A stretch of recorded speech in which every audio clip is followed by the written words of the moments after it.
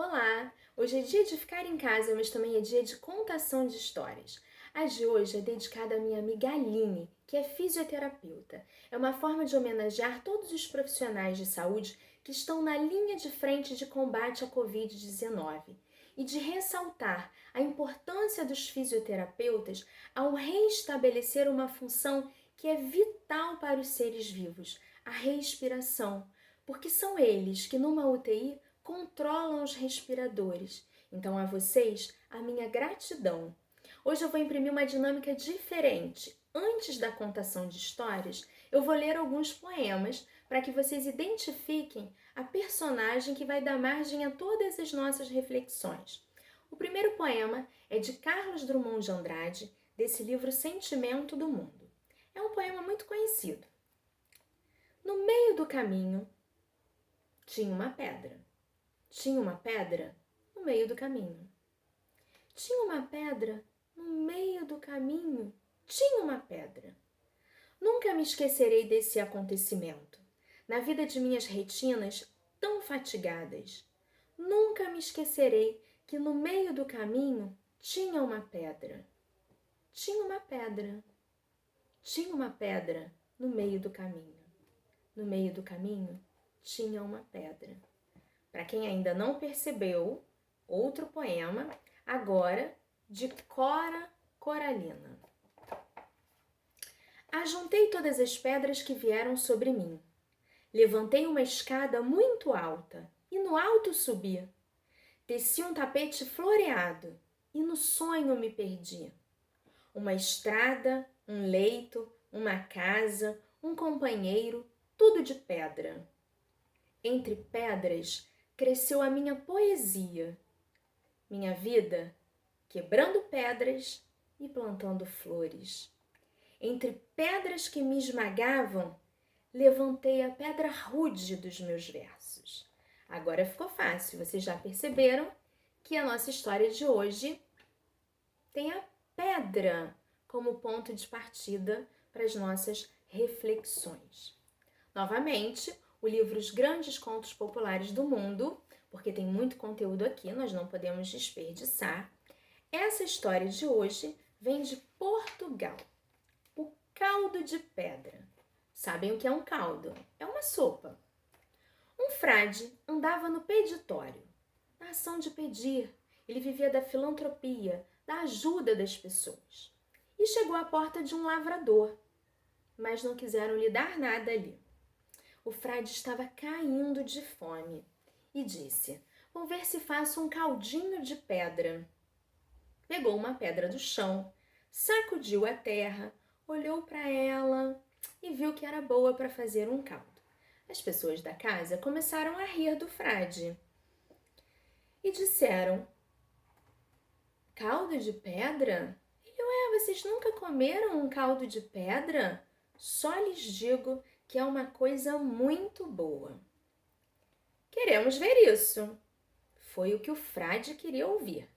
Lavou a pedra e pediu uma panela. Então eles emprestaram uma panela de barro. Ele encheu de água, colocou a pedra.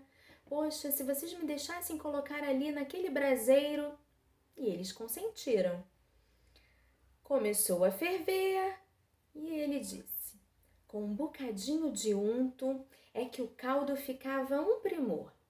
Unto é uma gordura de porco, uma banha de porco. E eles pegaram então uma porção e deram a ele. Ele continuou. Provou o caldo. Está um pouco insosso. Se tivesse um pouco de sal, e não é que lhe deram o sal? Aproveitou então e falou: "Com um pouco de couve ficava de um jeito que até os anjos comeriam." A dona da casa foi à horta e trouxe as couves bem tenras. O frade limpou e colocou na panela. Mas com um pedacinho de chouriço dava uma graça toda especial. Chouriço é um tipo de linguiça portuguesa defumada. E não é que lhe deram também um pedaço de chouriço? Ele esperou que cozinhasse, enquanto isso tirou do alforje um pedaço de pão, se preparou com muita calma para comer. O caldo cheirava de uma forma que que era um regalo. Comeu e lambeu o beiço. Depois de despejar da panela, ficou com a pedra no fundo. As pessoas estavam de olhos arregalados para ele e perguntaram: Senhor Frade, então a pedra? Respondeu o frade: A pedra? Lavo-a e levo-a comigo para outra vez. E assim ele comeu onde não queriam lhe dar nada. Então, antes das reflexões, só uma dica culinária. Se você substituir essas pedras por umas batatas, dá uma receita de caldo verde. Procura aí a receita, aproveita que está em casa e experimenta. Por que eu resolvi contar essa história, né? Refletir a respeito das pedras. O que fazer com as pedras que se apresentam no nosso caminho? Cora Coralina ajuntou todas elas e criou a base, né, a rocha matriz ali para as suas poesias. Esse frade se aproveitou de uma pedra para levar aquelas pessoas que no primeiro momento estavam fechadas para as necessidades dele a serem solidárias sem nem perceberem que estavam sendo solidárias. Pela curiosidade, intrigadas com aquela receita inusitada, achando que o frade de fato comeria a pedra, elas foram contribuindo pouco a pouco e no final ele foi alimentado. Mas deixou uma importante lição a essas pessoas. Então a gente pode refletir acerca da solidariedade, da generosidade, do desprendimento, da empatia, que é uma palavra que está muito em voga ultimamente, mas será que as pessoas sabem o que realmente significa ter empatia? Colocar-se no lugar do outro, compreender os seus sentimentos, as suas emoções. Os profissionais da saúde, eles se predispõem a isso, porque para eles toda vida importa. É o trabalho deles, mas quantas pedras eles encontram ali nesse caminhar? Falta de recursos, até mesmo de proteção, para resguardar a vida deles. Eles também têm medos, também têm anseios, mas precisam realizar esse trabalho. E é um trabalho que não pode ser adiado. Não se pode deixar para amanhã. Essa predisposição tem que ser um movimento interno. Muitas pessoas costumam terceirizar a solidariedade.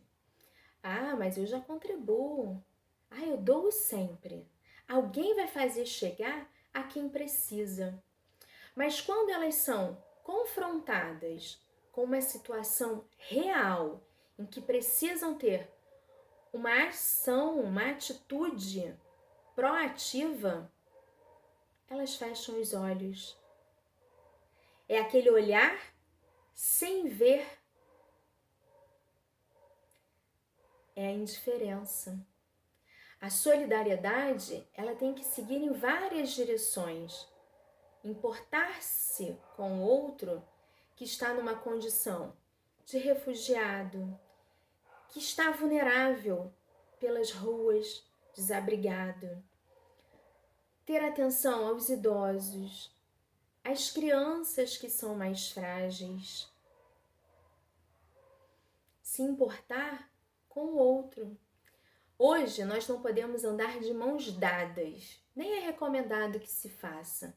Então a solidariedade tem que ser vista de uma outra forma. É o caminhar junto, em direção a um horizonte, em que você vai encontrar uma humanidade melhor. E você precisa descobrir como você pode ajudar. É importante ressaltar nesse momento também a definição de resiliência, de ressignificar o sofrimento. Buscar apoio, sim, mas também um aprendizado que essa etapa da vida nos proporciona. Buscar suas habilidades, seu potencial criativo, um potencial de superação em relação à vida, em relação a esse momento. Ter um olhar de fé, de que tudo vai passar. E aí eu vou retomar Cora Coralina, muito sábia. Ela escreve assim: eu sou aquela mulher a quem o tempo muito ensinou. Ensinou a amar a vida, não desistir da luta, recomeçar na derrota, renunciar a palavras e pensamentos negativos, acreditar nos valores humanos, ser otimista. Creio numa força imanente que vai ligando a família humana numa corrente luminosa de fraternidade universal. Creio na solidariedade humana. Creio na superação dos erros e angústias do presente. Acredito nos moços. Exalto sua confiança, generosidade e idealismo. Creio nos milagres da ciência e na descoberta de uma profilaxia futura dos erros e violências do presente. Aprendi que mais vale lutar do que recolher dinheiro fácil. Antes acreditar do que duvidar.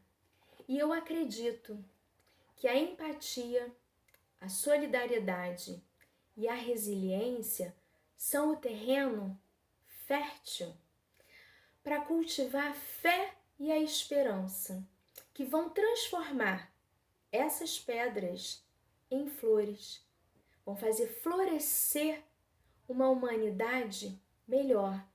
Nós precisamos ser gratos a esses profissionais que, em meio a muitas emoções, estão ali para garantir a vida.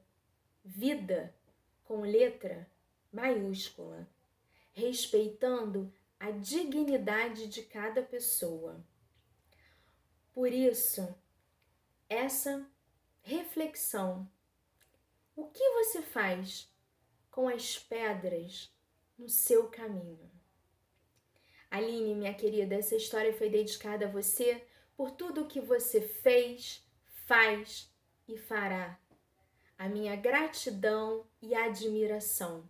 Um grande beijo, os meus aplausos e vem comigo, conta uma história.